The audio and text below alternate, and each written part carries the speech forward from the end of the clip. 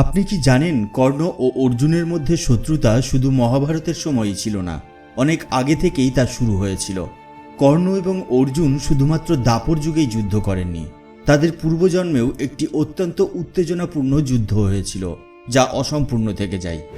সর্বোপরি পূর্বজন্মে কর্ণ ও অর্জুন কারা ছিলেন? বাস্তবে পূর্বজন্মে কর্ণ ও অর্জুনের উদ্ভব কিভাবে হয়েছিল, আর তাদের দুজনের মধ্যে এমন কি শত্রুতা ছিল যা যুগ যুগ ধরে টিকে ছিল? এই বিস্ময়কর উত্তরটি জানার জন্য এই আকর্ষণীয় ভিডিওটি শেষ পর্যন্ত দেখতে থাকুন, এবং যদি আপনার এই ভিডিওটি ভালো লাগে তাহলে একটা লাইক করুন এবং চ্যানেলটিকে সাবস্ক্রাইব করুন।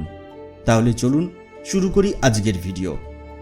পদ্মপুরাণের সৃষ্টিখণ্ডের 14 অধ্যায় অনুসারে পিতামহ ভীষ্ম পুলস্ত্য ঋষিকে জিজ্ঞাসা করেছিলেন, শত্রুকে বধকারী অর্জুন কিভাবে 3 জন পুরুষের থেকে জন্ম নিলেন? অর্জুন এবং কর্ণের মধ্যে কিভাবে স্বাভাবিক শত্রুতা তৈরি হলো? আমার এই বিষয়ে জানার খুব ইচ্ছা আছে, দয়া করে আমাকে জানান। পুলস্ত্য ঋষি বললেন, ভগবান শঙ্কর ভগবান ব্রহ্মার পঞ্চম মস্তক কেটে ফেললে ভগবান ব্রহ্মা অত্যন্ত ক্রুদ্ধ হন, যার ফলে তার কপাল থেকে ঘাম ঝরতে থাকে। তিনি সেই ঘাম মাটিতে ফেললে সেখান থেকে এক শক্তিশালী এবং সাহসী ধনুর্ধারীর উৎপত্তি হয়, যিনি 1000 বর্ম এবং কুণ্ডল ধারণ করেছিলেন।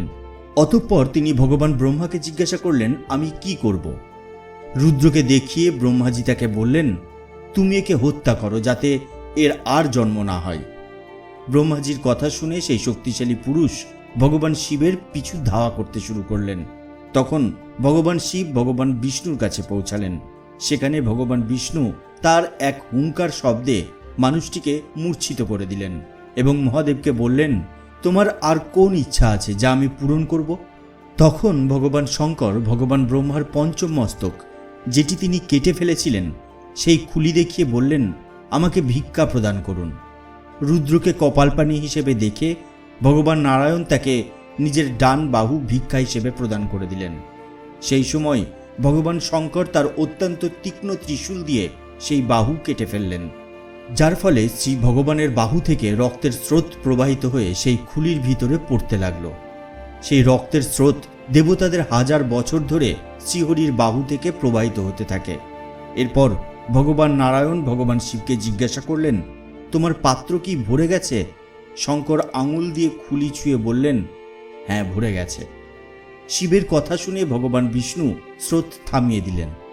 শ্রী ভগবানের সামনে ভগবান শঙ্কর তার দৃষ্টি দিয়ে পাত্রের রক্তকে মন্থন করলেন। যখন তিনি রক্ত মন্থন করছিলেন তখন রক্ত থেকে বুদবুদ বার হতে লাগল। এরপরে সেই পাত্রের রক্ত থেকে মুকুটধারী তথা ধনুর্ধারী এক ব্যক্তির উৎপত্তি হলো। তার পিঠে 2টি বাণের তুন বাঁধা ছিল।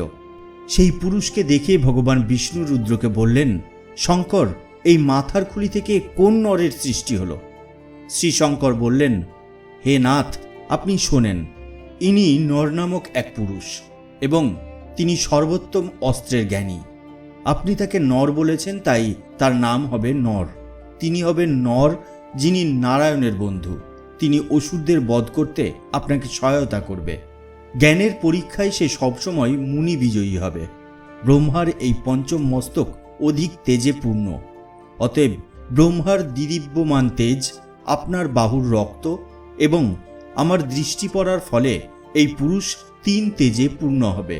এই 3 তেজে পূর্ণ হওয়ার কারণে যুদ্ধে এ সর্বদা শত্রুদের বিরুদ্ধে বিজয়ী হবে। যারা অসুর, দেবতা ও ইন্দ্রের জন্য অদম্য ও অপরাজেয় হবে, তাদের জন্যও এই পুরুষ হবে ভয়ানক। এমন সময় কপালস্থ পুরুষটি ভগবান শঙ্কর এবং শ্রীহরিকে জিজ্ঞাসা করলেন, আপনাদের জন্য আমি কি সেবা করব? তখন শঙ্কর বললেন, ব্রহ্মাজি তার শক্তি থেকে যাকে সৃষ্টি করেছেন সেই তীরন্দাজকে হত্যা করো। ভগবান বিষ্ণুর গর্জনের কারণে সে মোহনিদ্রায় শায়িত আছে, তুমি তাড়াতাড়ি তাকে জাগিয়ে দাও। এই বলে ভগবান শিব সেখান থেকে অদৃশ্য হয়ে গেলেন। এরপরে নর সেই শুয়ে থাকা পুরুষকে তার বাম পা দিয়ে আঘাত করে, আর আঘাতের সাথে সাথেই অত্যন্ত শক্তিশালী এবং হিংস্র সেই মানুষটি উঠে দাঁড়ালো। তারপর ওই শ্বেতাঙ্গ ও রক্তাভ পুরুষদের মধ্যে প্রচণ্ড যুদ্ধ শুরু হয়। ব্রহ্মাজির ঘাম থেকে যে মানুষটির জন্ম হয়েছিল সে ছিল শ্বেতাঙ্গ এবং রক্তাভ হলেন ভগবান শঙ্করের দৃষ্টি, ব্রহ্মার তেজ এবং নারায়ণের রক্ত থেকে জন্মগ্রহণকারী মানুষটি। এরপর রক্তাভ পুরুষ শ্বেতাঙ্গ পুরুষের একটি বর্ম ভেঙে দেন। এইভাবে শ্বেতাঙ্গ ও রক্তাভ পুরুষদের মধ্যে লড়াইয়ে দেবতাদের 2 বছর কেটে গেল। তখন ভগবান বাসুদেব ভগবান ব্রহ্মার ধামে গিয়ে তাকে বললেন, হে ব্রাহ্মণ, আজ রক্তাভ শ্বেতাঙ্গ পুরুষকে হত্যা করেছে। এ কথা শুনে ভগবান ব্রহ্মা ব্যথিত হলেন। তিনি মধুসূদনকে বললেন, হরে, এই মানুষটি এই জীবনেই পুনরায় জীবিত হোক। ভগবান বিষ্ণু বললেন, তাই হবে। সেখানে গিয়ে ভগবান বিষ্ণু তাদের মধ্যেকার যুদ্ধ বন্ধ করে দেন এবং উভয়কেই বলেন, পরের জন্মে কলিযুগ ও দাপর যুগের সন্ধিক্ষণে এক মহাযুদ্ধ হবে। সেই সময় আমি তোমাদের উভয়কেই পুনরায় মুখোমুখি করব। তারপর ভগবান বিষ্ণু সূর্যদেব ও ইন্দ্রদেবকে ডেকে বললেন, তোমরা এই 2 ভদ্রপুরুষকে পালন করো, এটাই আমার আদেশ। হে সূর্যদেব, ইনি একজন শ্বেতাঙ্গ পুরুষ। দাপরের শেষ ভাগে আপনি পৃথিবীতে দেবতাদের কাজ করার জন্য একে আপনার অংশ দিয়ে অবতীর্ণ করবেন। যদুবংশে সুর নামে এক অত্যন্ত শক্তিশালী মহারাজা থাকবেন। তার প্রথা নামে একটি অপ্রতিম সুন্দরী কন্যা হবে। তার গর্ভ থেকেই এই শ্বেতাঙ্গ কুন্তিনন্দন হিসেবে ভূমিষ্ঠ হবে। অতঃপর শ্রী ভগবান একইভাবে দেবরাজ ইন্দ্রকেও বললেন, হে ইন্দ্র, আমার কৃপায় তুমি এই রক্তাভ ব্যক্তিকে তোমার বংশধর হিসেবে পৃথিবীতে পাঠাবে।